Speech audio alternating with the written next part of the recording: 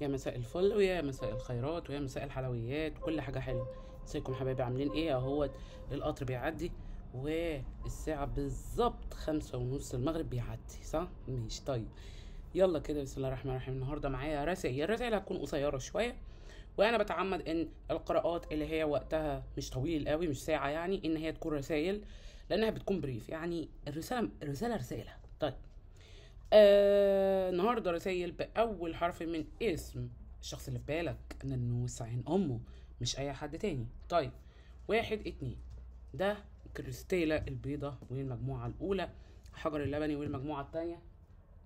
المجموعة الأولى أول حرف من اسمه جيم لام سين ي ه ح ص م ب ش ف ت خ ذ. المجموعة التانية أول حرف من اسمه قاف واو ضاد ألف كاف غين عين نون زين ت ط ر ظ د ث. 1 2، يلا يلا بينا. اولا كده اهو الكريستالة البيضاء، ويلا كده مبدئيا هحب اخد ليك انت كارتين. ماشي، يلا بينا كده. ملاك قاعدين يقولوا لك ايه، وحاول انك تحط طاقتك كده انك تديها لي. الله، الكارت ده حلو. wonderful people want to help you. في ناس جميلة عايزة تساعدك. صدق انك تقدر توصل اللي انت عايزه. believe in yourself, trust yourself. طبعا هي believe in yourself. maintain a balance between work and home life. طيب، حاول يبقى عندك اتزان كمان ما بين شغلك، عملك، وظيفتك، دراستك، وما بين حياتك الخاصة. الكوين اوف سبرينج كارت جميل. طيب، يلا ناخد كارت من الانجل ان انسيستور، وبعد كده ناخد لهذا الشخص كارتين عاطفة، ونبدأ قراءة على طول. يلا بينا، بسم الله الرحمن الرحيم. حلو قوي، حلو قوي قوي قوي. طيب، ليه بحب قوي الكارت بتاع الشيب شيفتر دوت؟ ليه؟ لانه بيعلن لك تغييرات في طاقتك، تغييرات جذريه. ماشي، سواء انت حاسس بيها او مش حاسس بيها، بس هي موجوده بالفعل. ترانسفورم ان انفيل يور جيفتس. انت دلوقتي بتتحول، بس بتتحول بطريقه حلوه. التحول دوت هو الشيفت اللي بيحصل وياك جواك طبعا، وبيظهر الشيء الجامح الجميل اللي جواك، الشيء اللي عاوز يتطور ويتطور. يلا كده هاخد لهذا الشخص كارتين.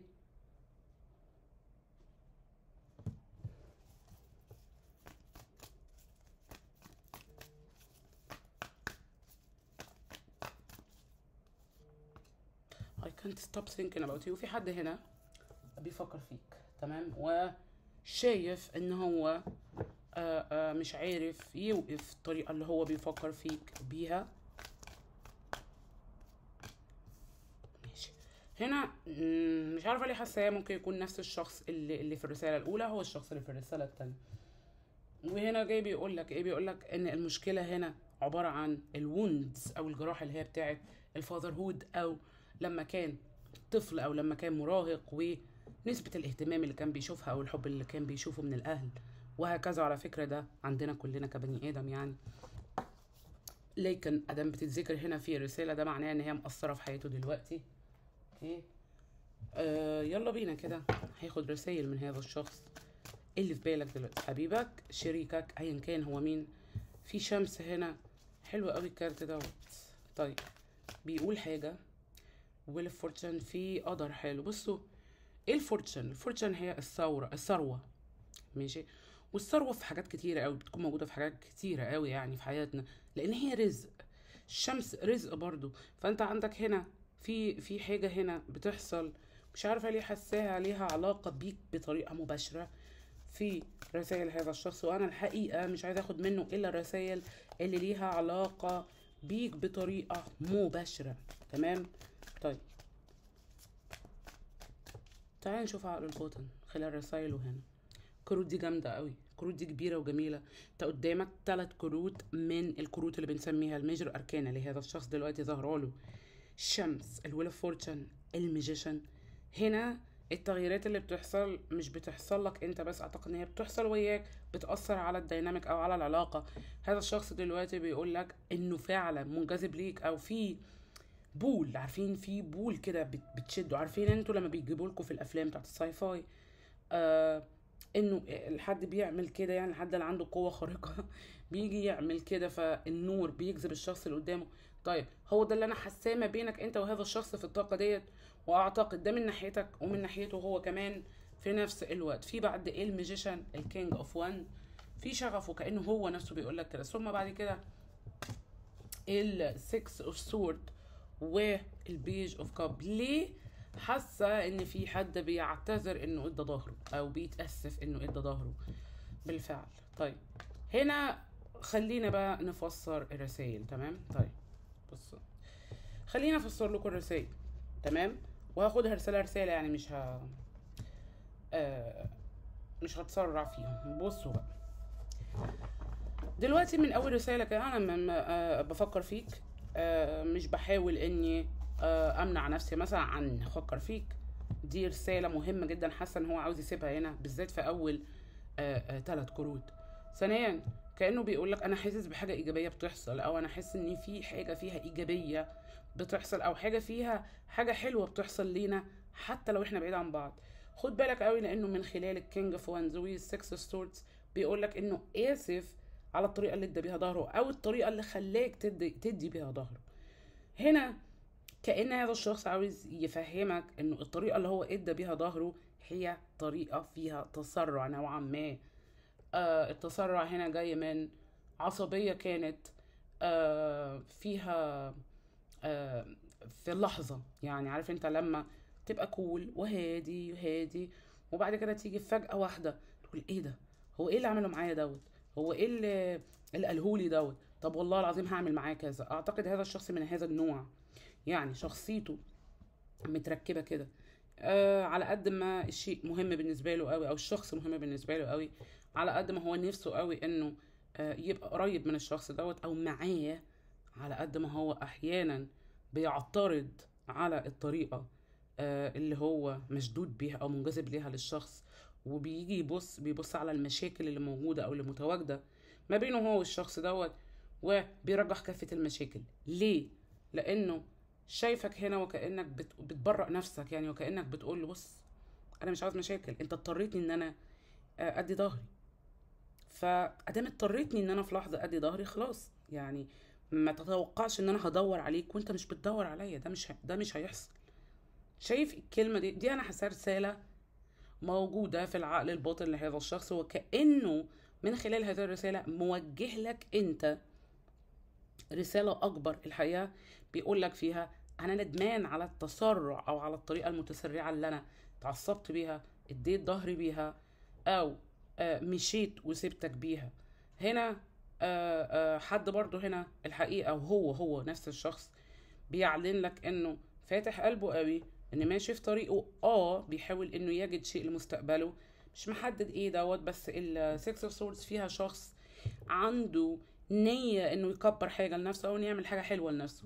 ثم بعد كده اللافر، الايت اوف كاب، الفور اوف بنتكل. لسه في حاجات في دماغي انا ماسك فيها من المشاكل اللي حصلت بيني وبينك، ولحد دلوقتي مش قادر اني اطلعها من دماغي. وعلى سبيل المثال اعتقد ان الحاجات ديت ليها علاقة بالحب اللي ما بينكم والطريقة اللي هو ادى بيها ظهره، وكأنه يعني ممكن يكون عاوز يقولك انه سمع منك كلام او حس منك بشيء، بانك ما بقتش باقي زي الاول عليه، او ما بقتش تحبه زي الاول او حاجة زي كده، فده خلاه يدي ظهره. ولسه حتى هذه اللحظة متمسك قوي باللي انت قلته او عملته، ودي من الاشياء اللي خلته يتعصب في لحظة من اللحظات ويبقى مش عارف يعمل ايه الا انه يمشي لقدام ويسيب العلاقة، حتى وهو حاسس بهذا الكم الحقيقة من الحب، بهذا الكم من المشاعر ناحيتك. هنا كروت مهمة جدا نازلة ليك انت وهذا الشخص داخل هذه القراءة النهاردة، فخد بالك قوي. كروت ديت ما هياش كروت عادية، دي كروت مهمة جدا. بتقول ان في حد بصوت عالي بيقول اتسرعت، اتعصبت، وبصوت اعلى بيقول انا لسه زعلان من حاجات حصلت، من حاجات انت عملتها معايا او قلتها، او حاجات انا حسيت بانك عايز تقولها او تعملها، ومع ذلك انا لسه لحد هذه اللحظة فاتح قلبي ليك. اوكي شايفين هنا هانجت مان، العلاقة لسه واقفة لكتير منكم. كأنه بيسألك هل انت عاجبك ده، هل انت مبسوط من غيري، هل انت عاجبك ان العلاقة دلوقتي شكلها كده؟ واو، هنا الكينج اوف بنتكل، هنا الناين اوف بنتكل، ما بينهم الشاريوت. انتوا بتشتغلوا سوا، هل انتوا الاتنين بتشتغلوا في نفس المكان مثلا، او بتشوفوا بعض كتير او احيانا او ايا كان يعني. هنا في حد حاول يتخطاك على فكرة، خد بالك، لانه لو قالك او حاول يقنعك ان هو ما فكرش يتخطاك، لا هو فكر يتخطاك وحاول كتير جدا، لدرجة كمان انه احتمال رجع علاقة قديمة كانت في حياته، حاول انه من خلال العلاقة دي ينساك بس ما قدرش. هنا في نايت اوف بنتكل، شخص ماشي بالراحة قوي بيفكر يعمل ايه. قبليه تري اوف واند، يعني اعتقد اللي اداله الدافع انه يبقى عملي في الطريقة اللي هو بيفكر في بيها في العلاقة بتاعتك او في علاقاته عموما في حياته، هو انك انت صممت انك تفضل واقف ثابت اللحظه اللي هو ادى فيها ظهره او بعد ما ادى فيها ظهره. ليه بقول لك كده؟ لان انا قدامي حد هنا هو مش مستعجب من انك ما حاولتش، لا هو عارف انك حاولت. اذا انت ربما حاولت تفهم او تستفسر عن الطريقه اللي هو ادالك بيها ظهره، لكن ما قدرتش توصل لحاجه معينه هي السبب في اللي هو عمله ده. هنا هو بيقول لك ليه هو عمل كده، وبيقول لك كمان ليه هو لسه لحد هذه اللحظه ماسك في الحاجات اللي مضايقاه. هو لحد هذه اللحظه ماسك في الحاجات اللي مضايقاه لانك ما حاولتش كتير لما هو ادى ظهره المره دي. طيب، وبيقول لك كمان الحقيقه حاجه هي مهمه جدا، يعني انه حاول يتخطاك بس حس بالبول اللي انا كنت لسه بقولها لكم في الاول، اللي هو الطاقه اللي هي لونها ابيض اللي بتيجي في الافلام اللي بتشد ديت. هذا الشخص مشدود ليك حتى هذه اللحظه.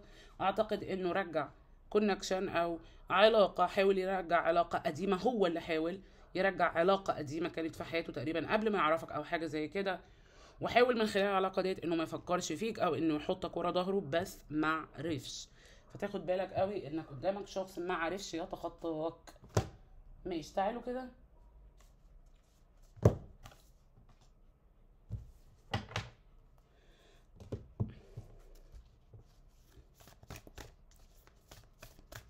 ناخد لك كارتين. ماشي، جو وذ ذا فلو. اول كارت ليه جو وذ ذا فلو، يعني ما تمشيش عكس الموجة، ما تمشيش عكس التيار. ماشي، يلا كده. تاني كارت رومانس ان كونكشن. طب حلو جدا، رومانس ان كونكشن ده معناه ان في حاجه بتيجي تاني. خد بالك الرسائل ديت هي رسائل بتساعدك، الملائكه بيساعدوك بيها يعني. ماشي، هنا جو ذا فلو، هنا رومانس ان كونكشن، في شيء بيرجع تاني. طيب تعالوا كده. اوكي، بالانس، اتزان، في اتزان، في استشفاء، في تو اوف كاب. العلاقه ديت فيها حاجه بتحصل. طيب في حاجه بتحصل هنا يعني، وحاسه انه الحاجه اللي بتحصل هنا ليها علاقه مباشره بيك وبالشخص ده، وكأن كان مطلوب منك ومن هذا الشخص انكم تبتعدوا شويه علشان العلاقه دي ترجع تعمل فانكشن او ترجع تعيد بناء نفسها مره تانية. معرفش دوت هيحصل ازاي، بس انت في تغييرات في طاقتك، والتغييرات ديت هي مش تغييرات وقتيه، لا لا لا، انت في ترانسفورميشن بتحصل وياك، وهي دي تغييرات جذريه هي اللي مخلياك دلوقتي ثابت على موقف معين.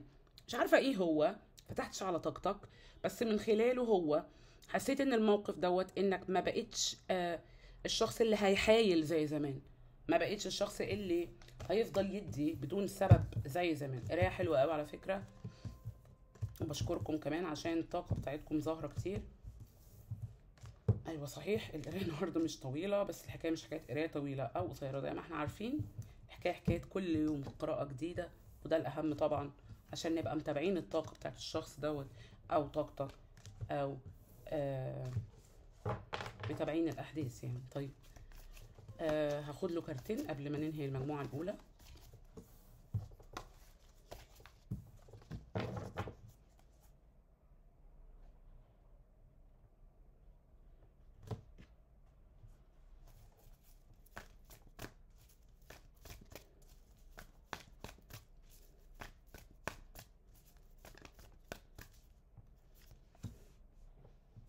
حلو قوي.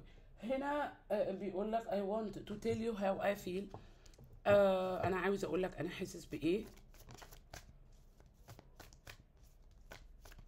هو فعلا القرايه النهارده كانت عباره عن شخص عاوز يحكي هو حاسس بايه، او عاوز يقول ايه الاحاسيس اللي جواه، وفعلا الشخص ده عايز يتكلم. هنا بيقول لك something to say. هنا هذا الشخص عنده كمان كلام فعلا عاوز يقوله لك، وعنده احاسيس عاوز يشاركك بيها. طبعا بشكر المجموعه الاولى، واشوفكم بكره ان شاء الله في قراءه طويله وجميله. ويلا كده المجموعه التانية هي الحجر اللبني. يلا بينا كده نشوف ايه الدنيا، ايه الحكايه.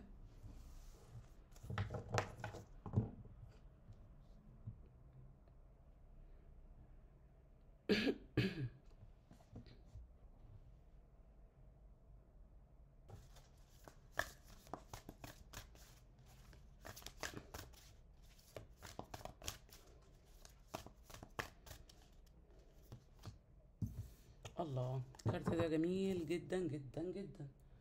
طيب التريو في سمر بيقول لك ايه؟ نيوز وورد سيلبريشن. طيب في اخبار حلوه هتسمعها، في شيء يعني مش عارفه اقول لك ايه. حاجه حلوه زي خطوبه، جواز، عيد ميلاد، معرفش الحقيقه، حاجه حلوه. اصدقاء، ممكن اصدقاء جداد، ممكن اصدقاء قدام بيرجعوا، حاجه كده. في وين هنا، في فوز هنا، التريو في سمر. اوكي يلا كده بسم الله الرحمن الرحيم. هاخد لك كارت منين؟ احنا خدنا منين المره اللي فاتت؟ من ايه؟ تعالى. اوكي تعالى اخد لك كارت من المارماليد. انا اسفه، من الانجل اوركل.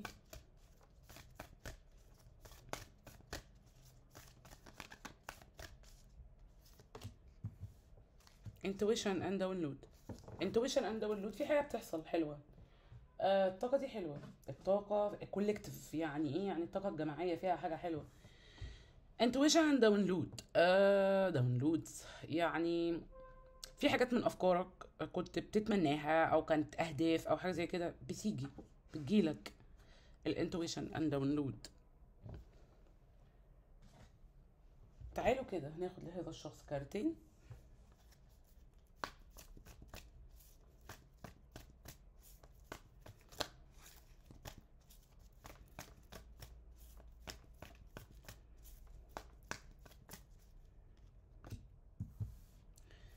هنا حد بيقول لك I will wait for a sign from you.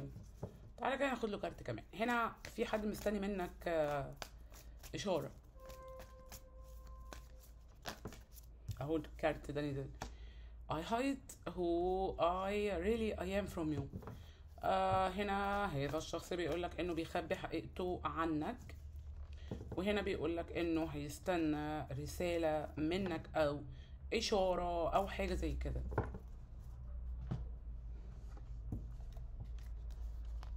اوكي تعالوا كده ناخد له كارت من هنا ونكمل بقيه الكروت خلال القراءه.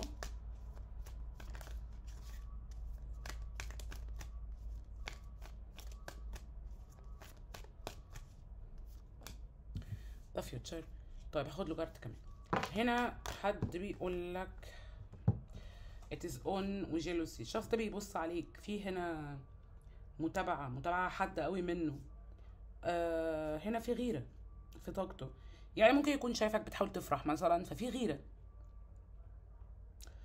هنا في it is on، يعني هو شايفك بتحاول تعيش حياتك، ماشي، بتحاول to move on مثلا. فحاسس ان دوت هيأثر على العلاقة، فممكن الغيرة جاية من هنا، ممكن كمان افكاره اتجاه المستقبل بينه وبينك جاية من هنا. اوكي الرسايل قالت نفسها قبل ما نبدأ القراءة على طول. طيب يلا كده من خلال عقله الباطن طاقته طبعا نقدر نعرف ايه بالظبط، ايه اللي عاوز يقوله من خلال رسايله. اول حرف في اسمه طبعا.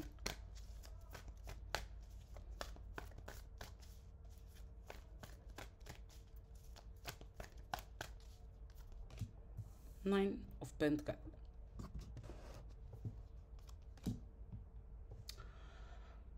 الامبرس فيه طاقات حلوه قوي معاك منه ليك. اوكي يعني ايه؟ يعني شايفك ناين اوف بنتكل، شايفك هو ليه الشخص ده شايفك بتحب حاجه، يعني بتحب الفلوس، بتحب الجاه، بتحب العز، بتحب اللبس، بتحب تعيش حياتك، بتحب تتمتع.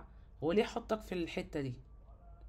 والله هو هنا حطك في حتة فيها ماتيريال شوية، او حتة فيها مادة.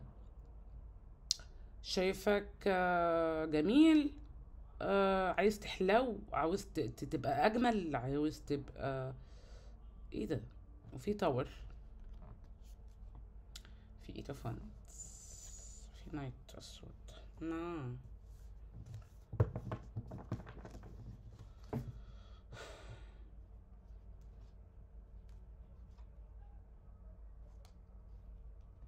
هنا في حد بيتهمك بانك ماشي على مزاجك او على كيفك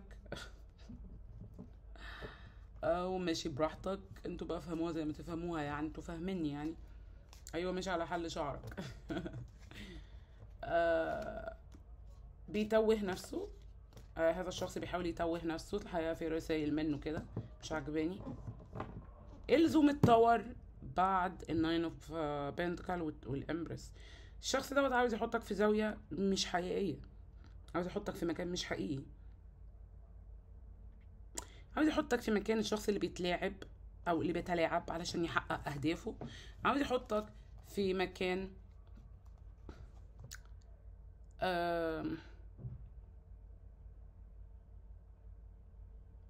عايزه اوصف لكم اللي انا عايزه اقوله. عارفين في الافلام التمثيليات لما يجيبوا لك الفيميل او الانثى اللي هي بتبقى مجننه الرجاله مثلا اللي في التمثيليه كلهم او اللي في الفيلم كلهم، وما بتتجوزش مثلا ولا واحد فيهم او ما بتطمنش ولا واحد فيهم. هو ليه حطك هنا؟ عايز اعرف هو ليه حطك في الحته دي. ايه السبب؟ ايه اللي وصله هنا؟ وايه اللي وصله للطور؟ وايه اللي وصله ان هو بيقول لك انا هوريك ان انا مش عايزك، او هوريك ان انا مش عايز اي حد، هوريك ان انا ما يهمنيش ادخل علاقه او ما ادخلش. وحساه عاوز يقول لك انا انا المعلم الروحاني، انا ايه، الشخص اللي هيزهد او الزاهد. ايه ده؟ في ايه مع الشخص ده؟ في طاقه غريبه، طاقه كده محبطه، بس ليه هو احنا ملناش علاقه بيه يعني. اوكي 7 اوف 1 بتخانق مع نفسه. 8 اوف 1 7 اوف 1. الشخص ده محتاج يعني شويه كده تهذيب نفسي الحقيقه، لانه عارف انت الشخص اللي يكون في وقت مش لطيف في حياته بتحصل فيه يعني شويه اشياء وحاجات كده مضايقاه او وفجاه واحده يبص يلاقيك يبص يلاقي انه بيخانق الهوا او دبان وشه. عارفين انتوا المثل ده؟ هو الشخص دوت هو هنا مش بيساعد نفسه، بالعكس ده بيتخانق مع نفسه. كينج اوف بنتكل، 7 اوف 1 انا اسفه 7 اوف سورد، الكينج اوف 1، الويل اوف فورتشن والديفل. انا قلت كده برضو يعني. هقولها لك ازاي. متضايق منك في حاجات قديمه وحاجات جديده، وكانه بيقول لك انا مش زي ما انت فاكر، او لو انت فاكر ان انا كذا، لا انا مش كذا، انا شخص كويس، او انا شخص عملي، شخص بحب شغلي، شخص مش عايش حياتي علشان الكلام الفارغ اللي انت فاكر ان انا عايش حياتي عشانه.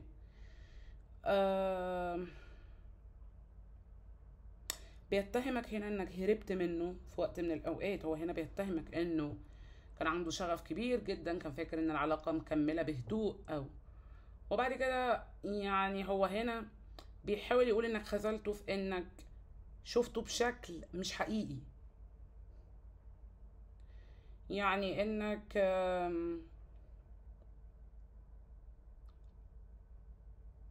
شفته شخص سافل او شخص ما عندوش اخلاق، او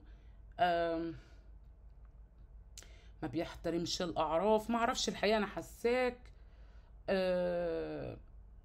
طلعت منك لحظه صراحه كبيره قوي اتجاه هذا الشخص، مضايقاه. ومن خلال ده هو شايفك مش همك، او شايفك دلوقتي المفروض تبقى قاعد بتعيط عليه، بس للاسف هو مش شايف كده، فده مضايقه او محطم فيه حاجه من جواه. فهو ده السبب على فكره اللي ظهرك هنا في باله من خلال الناين اوف بنتكل والامبرس. وللعلم بقى يعني مش عايزه اتكلم قوي، لكن الكارتين دول في دماغ هذا الشخص او في عقله الباطن في شغف كبير زياده. كمان كينج اوف وانت في شغف اتجاهك، لكنه شغف سام قوي، لانه آه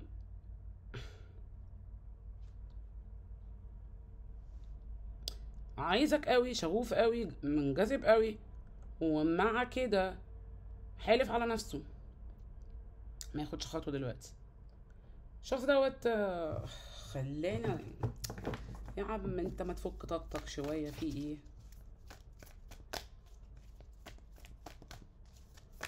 طيب يلا كده نشوف.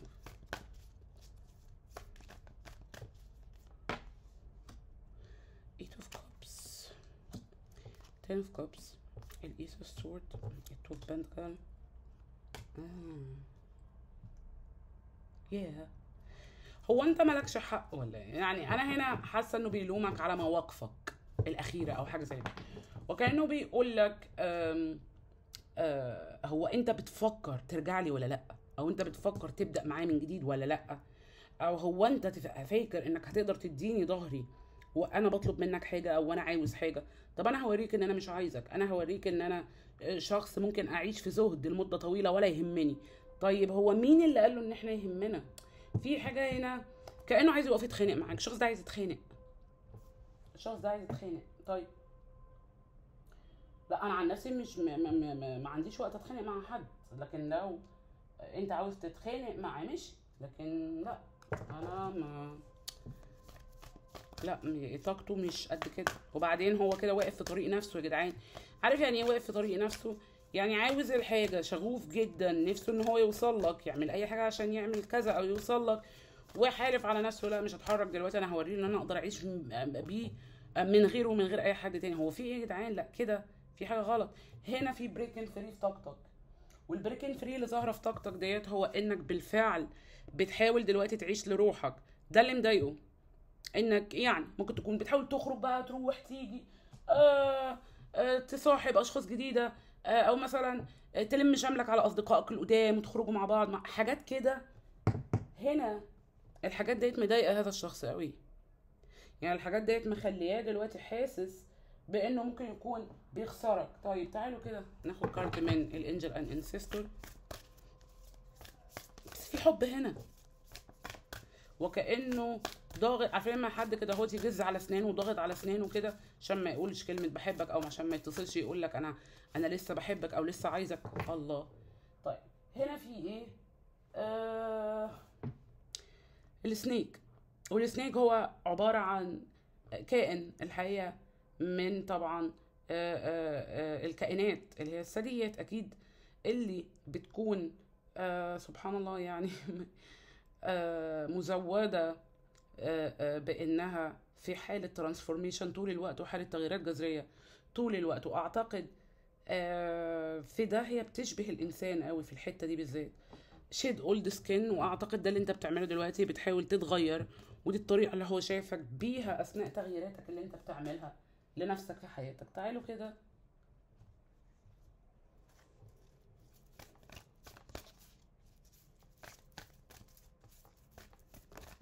اهو كارت هو عاوز ينزل.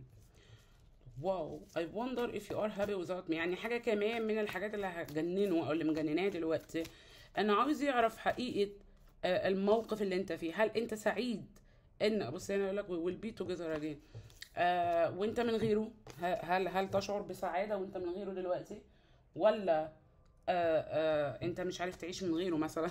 طيب مفيش حد مش هيعرف يعيش من غير حد، ولكن هو عاوزك تبقى محتاجه. اعتقد هي الحته ديت اللي هو مفتقدها دلوقتي. الحته اللي هو مفتقدها انك عارف تعيش مبسوط حتى او بتحاول. هنا بيقول لك I miss you missing you. على فكره انت وحشته فعلا، وبيقول لك انه بيتمنى ان الدنيا تكون مختلفه عما هي عليه ما بينكم دلوقتي. تعالوا كده معلش كيف يعني كارت كمان.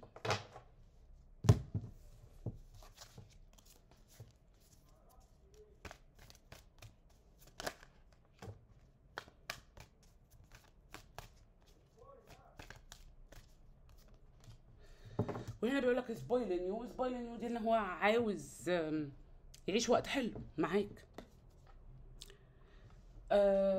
بشكر المجموعة الأولى جدا والمجموعة الثانية جدا، واشوفكم بكرة بإذن الله في قراءة أطول وأحلى وأحلى وأحلى كمان. السلام عليكم.